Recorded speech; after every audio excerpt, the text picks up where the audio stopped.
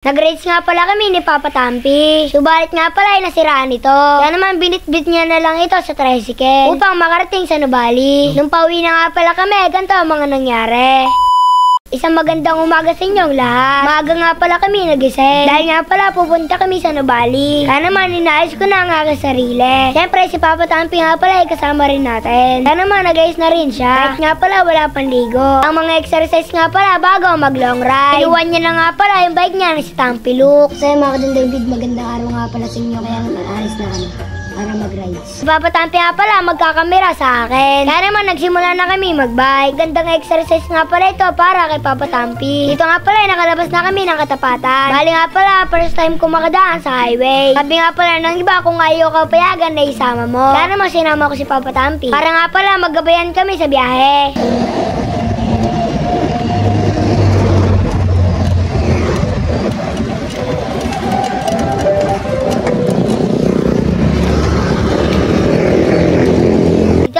Nag-stop kami sa stoplight. Siyempre, kailangan natin sumunod sa batas trapiko. Magtatraksad nga pala sana ako, kaso nga pala nakalimutan ko. Dahil nga pala nakakalichos ako, pati na rin ay mahirap. Ito nga pala, nagsimula na kami mag-bike.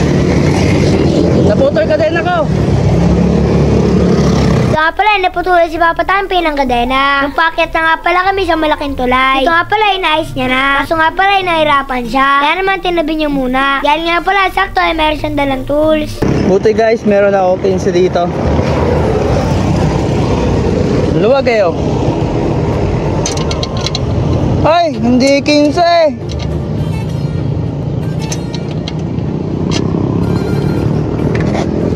Dadaan tayo sa vulcanizing. Ha? Bakit? Hindi ka siya 15, 16 na ata to. Tara na. Ito nga pala, nagsimula na kami mag-bike. Hindi nga pala sumuko si Papa Tampi kahit sira nga pala ang kadena. Dahil nga pala ayaw niya na mabibigo na hindi kami nakakarating sa Nubali. Ganyan talaga si Papa Tampi, hindi marunong sumuko. Tanggal na naman. Lalakad na lang ako. Ito yung mga katampi, lakad mo na si Tampi Story dito sa ano. Kaya sa pataas dyan guys, dyan. Lakad muna ako. Sira si Tampi Luke guys. Dito pa lamang isira na agad. Ayun guys, lalakad muna kami papunta sa bike shop. Tama, kaway ka dyan. Kaway sa bike shop. Medyo mababal lang ka rin to ah. Sira na berry. Ayun guys, stop over muna kami dito sa isang Shell Select. Stop over kami dito mga katampi. Nakakao talaga. Parada ka muna dyan, Tampi Luke.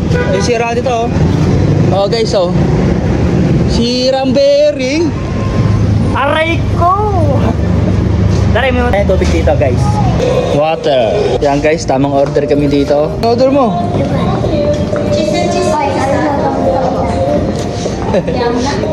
Yan guys, tamang tambay kami dito. Papahinga muna.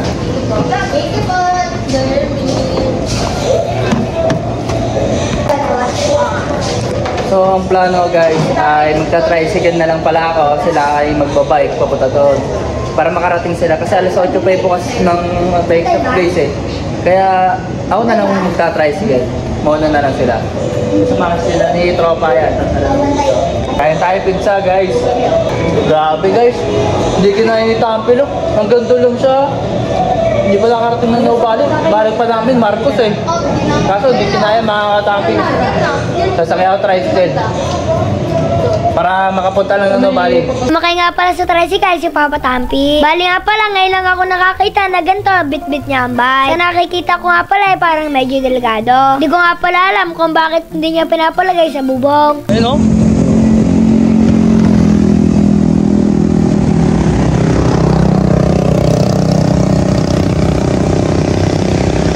Tawi tayo guys.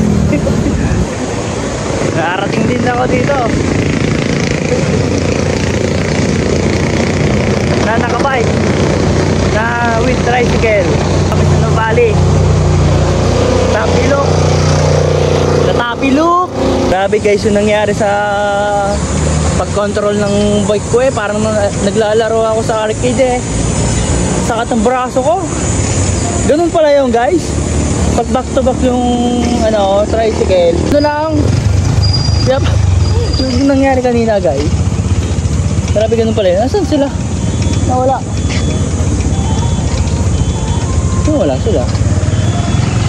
Ano natin, David? Ayan guys, habang nag-iikot sila, ay kakain muna ako kasi nagugutom ako eh. Kain muna tayo guys. Pre, shoutout kita. Tuna natin dito. Kakapagod din pala mag-bike sa tricycle eh. Diyan muna, Tampilok. Marcos dito. Lapit na lang. Eh. Diretso na lang po yan. Oval na po. Tapos Marcos. Shoutout nga pala sa kanila. Ito nga pala, nung pauwi na kami, sumakay ulit si Papa Tampi sa tricycle. Maganda na nga pala ang pagkakalagay sa bike na. Kasabit na nga pala ito. Subalit nga pala ang kapalit ay gasgas. Kaya naman sobrang malas talaga ni Papa Tampi. Inayos na nga pala ito ni Papa Tampi pagkarating sa Santa Rosa. Kaya naman hanggang dito na lang ang aking story. Ang paalam, bukas ulit. Krrrr!